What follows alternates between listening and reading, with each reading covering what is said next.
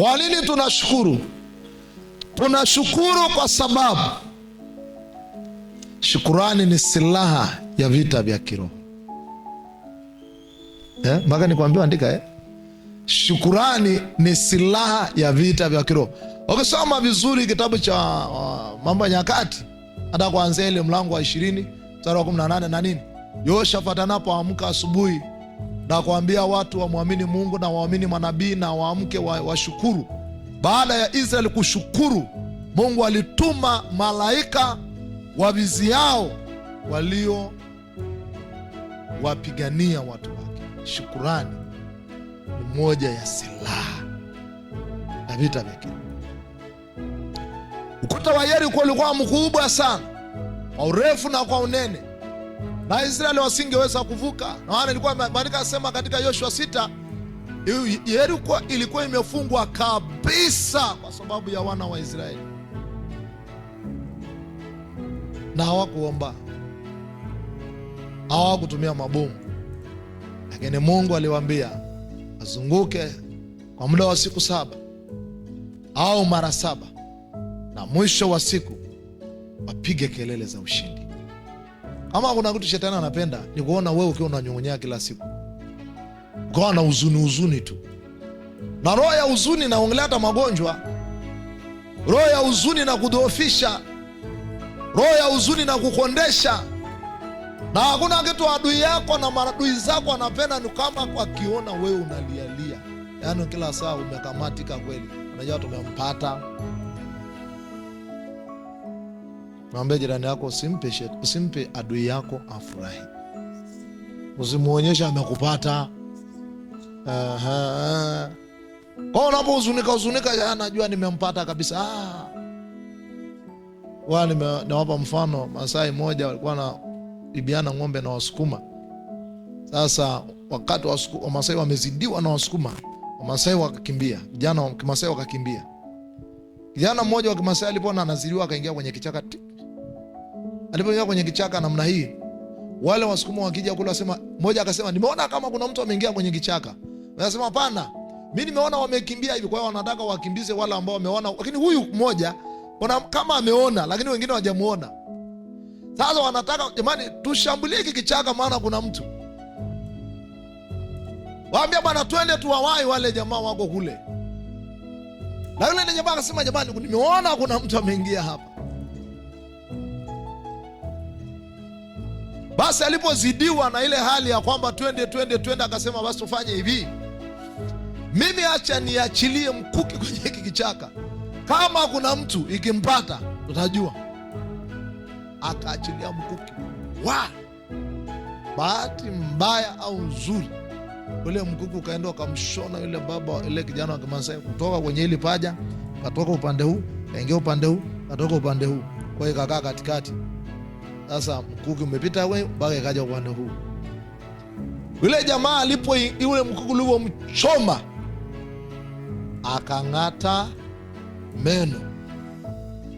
Hata meno kabisa. Wamasai wakati wanatoboa masikio ili usikie ile maumivu sana, atakao kaze meno namna hii. Kaza meno namna hii inapunguza maumivu, sababu hawatobolewi wala hawafanyiwi na maganzi.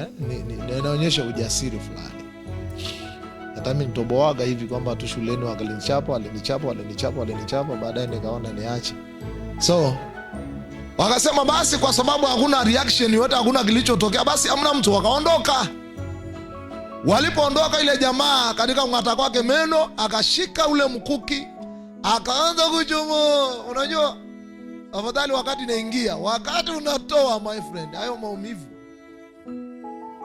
sikia tu kwa wengine.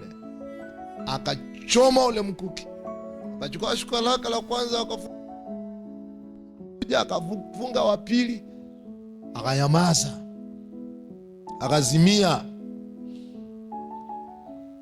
Baada ya wale wengine wameenda, wengine wakaokoka, wakasalimika, wakasema kuna ndugu yetu alikuwa ameingia kwenye kichaka, hebu tukamwangalie kama yuko au yuko hai.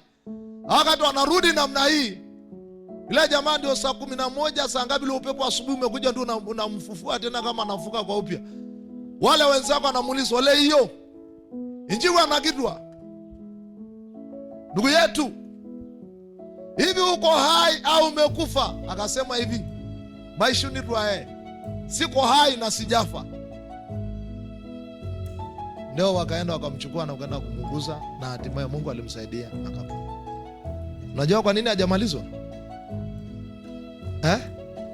Hamjui nini siri? Akupiga nini mbele nani? Yaani kama kuna kitu maadui zako anafurahia ni kuona wewe unalialia, unaomboleza, unasikitika. Na kuambia hivi, wakati una njaa furahi kama ambaye ameshiba. Hamjaelewa ninachosema? Ungekuwa umeelewa ungesema amina nzuri zaidi.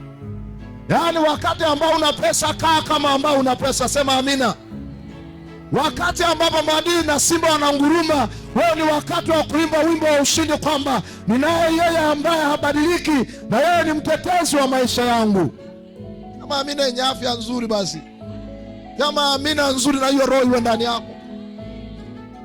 Paulo anasema ijapokuwa utu wetu wa nje unachakaa, lakini utu wetu wa ndani unafanya upya. Maana yake kuna wakati ambapo miili yetu imedhoofika. Maana yake kuna wakati ambapo tunatambaa. Maana yake kuna wakati ambapo tumeishiwa. Maana yake kuna wakati ambapo tumelemewa. Lakini maandiko yanasema utu wetu wa ndani, Roho Mtakatifu kwa kazi ya Yesu Kristo na kwa kazi ya Roho Mtakatifu unafanywa imara. Kwa hiyo ndani yetu tuna nguvu. Kwa hiyo shukurani ni silaha kubwa ya ushindi. Israeli wakaanza kuimba, Mungu ni mkuu kuliko ukuta. Mungu ni mkuu kuliko chochote.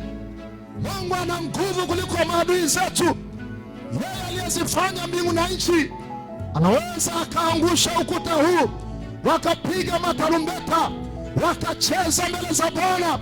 Ile ibada ya sifa ya shukurani ilipofika mbele za Bwana, Mungu akaamuru ukuta, badala ya kuanguka ukuta ukatikia na ukafika chini, na barabara na njia ikatokea, na watu wa Mungu wakapita ndani ya shukurani.